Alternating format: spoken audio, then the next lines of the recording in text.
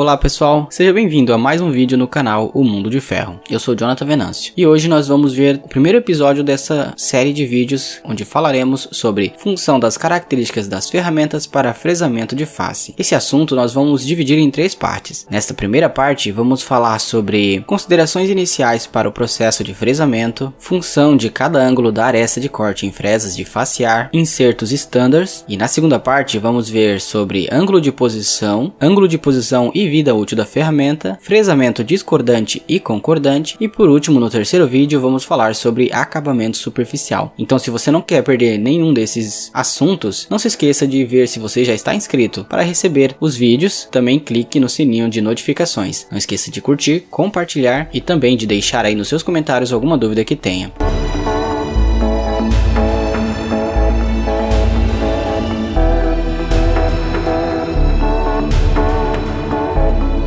Bem-vindos ao canal O Mundo de Ferro. Como já falei aqui na intro do vídeo, neste vídeo, nessa primeira parte, vamos falar sobre alguns conceitos iniciais de fresamento, sobre a função de cada ângulo da aresta de corte e também sobre insertos standards. E depois teremos mais 2 partes para encerrar essa série. Então, vamos ao vídeo. Não esqueça de conferir a sua inscrição, se já curtiu e também compartilhou. Sem mais demoras, vamos ao vídeo. O processo do fresamento evoluiu muito desde que começou a sua utilização em larga escala no mundo. E aqueles que trabalham ou pretendem trabalhar com este processo devem estar atentos a algumas considerações iniciais. Primeiro, a configuração do fresamento, depois a peça e por fim a máquina. Vamos falar então sobre a configuração do fresamento. Os recursos a serem fresados precisam ser considerados cuidadosamente. Eles podem estar localizados em posições profundas, exibindo uma ferramenta estendida ou conter interrupções e inclusões. Isso quer dizer que pode ser que você precise usar uma ferramenta um pouco mais longa, que vai exigir um balanço maior, ou até mesmo delgada e fina, que vai exigir uma ferramenta menor. Agora, a peça. As superfícies da peça podem ser exigentes, com casca fundida ou escala de forja. Em casos de rigidez insuficiente, causados por seções finas ou fixação fraca, é necessário usar ferramentas específicas e também algumas estratégias específicas. O material da peça e sua usinabilidade também devem ser analisados para estabelecer os dados de cortes ideais. Não é a mesma coisa você usinar o alumínio, por exemplo, e um aço, ou o alumínio e um ferro fundido. Cada um vai ter dados específicos de corte.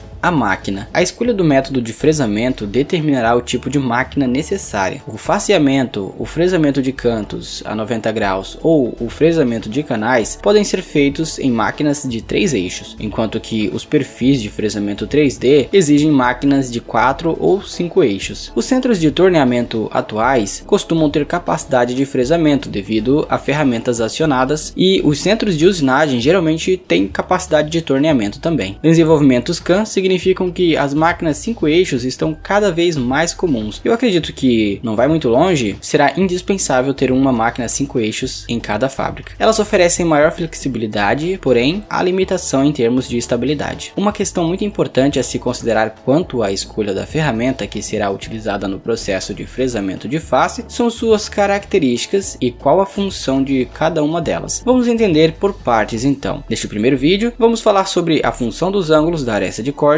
e dos insertos standards. No segundo vídeo, nós vamos falar sobre o ângulo de posição e características de usinagem, o ângulo de posição e a vida útil da ferramenta, e também o fresamento discordante e concordante. E no terceiro vídeo, vamos falar sobre o acabamento superficial. Ok, então vamos à função de cada ângulo da aresta de corte em fresas de facear. Na sua tela vai aparecer uma imagem agora e nós vamos analisar cada um desses ângulos. Existem pelo menos 6 ângulos, como nós vemos na imagem: o ângulo KAPR, GAMP, LAMS, GAMO e GAMF. Esses são os 6 ângulos mais importantes a se considerar na escolha de uma fresa de facear. E cada tipo de ângulo proporciona um efeito positivo ou negativo dependendo da escolha. O que vai te ajudar a escolher a melhor para o seu processo é justamente entender as necessidades do seu processo em si. Então vamos considerar esses ângulos. Vamos ver os pontos positivos e negativos na forma de escolher cada ângulo em específico. O ângulo GA GAMP é o ângulo de saída axial. Ele serve para determinar para onde os cavacos serão expulsos. Se ele for mais positivo, terá uma excelente usinabilidade. Outro ângulo é o GAMF, é o ângulo de saída radial. Ele determina o esforço de corte. Quando ele é negativo, ele proporciona uma excelente expulsão de cavacos. Um ângulo muito famoso, muito conhecido é o ângulo KAPR, é o ângulo de posição. Ele determina a espessura do cavaco. Quando este ângulo é pequeno, os cavacos são finos e pequenos, exige um impacto de usinagem maior e possui grande força de reação, puxa mais a peça. O ângulo GAMO, que é o ângulo de saída efetivo, ele determina o esforço de corte efetivo. Se for positivo, ou seja, se for grande, ele te proporciona uma excelente usinabilidade e minimiza as arestas postiças. Já no contrário, quando ele é negativo grande, a usinabilidade é ruim, porém a aresta de corte é reforçada, vai resistir mais. E por último, o ângulo LAMS, que é a inclinação da aresta de corte. Ele determina a direção da expulsão de cavacos. Se for positivo grande, isso te proporcionará uma excelente expulsão de cavacos, porém baixa resistência da aresta de corte. Esses são alguns detalhes desses ângulos, e conhecê-los é muito importante para saber determinar qual é o tipo de operação e como ele vai se comportar quando você colocar essa ferramenta na máquina. Vamos falar agora sobre insertos standards. Primeiramente, o ângulo de saída do inserto pode ser negativo e positivo. A diferença é que o negativo tem um ângulo de 90 graus entre a face de corte e a lateral do inserto, enquanto que o inserto positivo tem um ângulo maior. Não é comum dizer que o inserto tem 97 graus, por exemplo, quando ele é positivo. Neste caso, dizemos que o inserto tem apenas 7 graus. O comum de sua disposição nas ferramentas, nas fresas, são ângulo de saída negativo, que usa um inserto negativo, ângulo de saída neutro, que usa um inserto positivo, e ângulo de saída positivo, que usa um inserto positivo. Como você está vendo aí na sua tela a representação desses insertos. É bem sugestivo o que nós estamos vendo nessa imagem. No primeiro quadro, temos o inserto inclinado para a esquerda. Isso ajuda na quebra de cavaco, mas aumenta o esforço de corte. No quadro do meio, a face de corte está perpendicular à peça, que seria um conceito mais equilibrado entre a quebra de cavaco e o esforço de corte. Já no terceiro quadro, temos a pastilha inclinada para a direita. Isso produz um cavaco mais longo, porém uma menor resistência de corte. Além de ser inclinado no perfil axial, como mostrado na imagem anterior, a pastilha também pode ser inclinada no perfil radial. E de novo, temos pelo menos 3 opções mais comuns e mais viáveis: duplo positiva, conhecido como DP, duplo negativa, conhecido como DN, e negativo positivo, conhecido como NP, assim como você está vendo nesta imagem que está aparecendo na sua tela. O duplo positivo é quando o ângulo de saída axial e radial são positivos. Utiliza-se o inserto positivo e é recomendado principalmente para aços, ligas de alumínio e metais de difícil usinabilidade, já que produz uma aresta mais viva e um corte mais suave. Agora, o duplo negativo é quando o ângulo de saída axial e radial são negativos. Utiliza-se inserto negativo e é recomendado para ferro fundido, já que ele quebra melhor o cavaco e que o ferro fundido produz um cavaco em forma de pó. Além do inserto negativo ser mais econômico, pois, por exemplo, numa TNMG, em vez de ter apenas 3 arestas, você vai ter 6 arestas e assim por diante. E por último, o positivo negativo, quando o ângulo de saída axial é positivo e o ângulo de saída radial é negativo. Utiliza-se também um inserto positivo e é recomendado para aços, ferro fundido e metais de difícil usinabilidade. Essas então foram as primeiras características que a gente viu aqui sobre as funções das características das ferramentas para fresamento de face. Se você não entendeu algum ponto deste vídeo, deixe aí nos seus comentários que eu vou responder. Não se esqueça de curtir, também compartilhar e de conferir se você já é inscrito, pois teremos a parte 2 e a parte 3 deste vídeo. Eu sou Jonathan Venâncio e eu fico por aqui.